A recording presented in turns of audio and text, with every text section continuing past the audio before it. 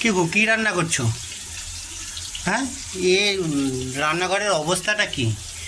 আর এই মায়া কালো কড়াইতে রান্না করছে, রান্না ভালো হবে?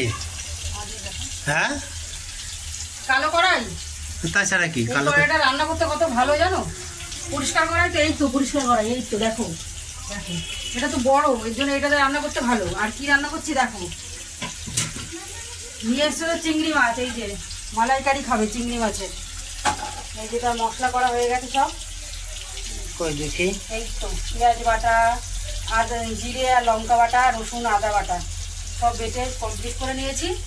আর এখানে সব রান্না করবো বলে সব গুছিয়ে নিয়েছি। আর দেখো অবস্থা, জায়গা তো ছোট, তা কি করবো?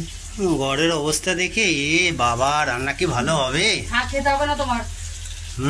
হ্যাঁ, রান্নাঘরে এইটুকুনি নড়তে পারি না একটা মানুষ, তার আবার রান্নাঘরে এই অবস্থা দেখছি, এই হাল।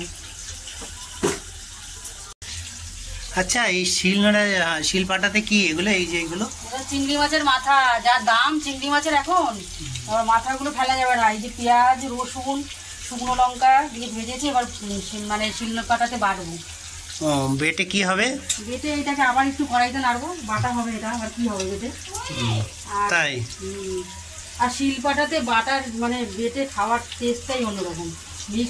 মিক্সিতে বাটবো তো টেস্ট হবে না, তাই জন্য দেখো সব শিলপাটাতে বেটে নিলাম। এখন চিংড়ি মাছের মালাইকারিটা হচ্ছে। এই যে এখানে দই আছে, টক দই, দুধ, মানে দুধটা গোলাতে হবে, পাউডার দুধ। টাটা।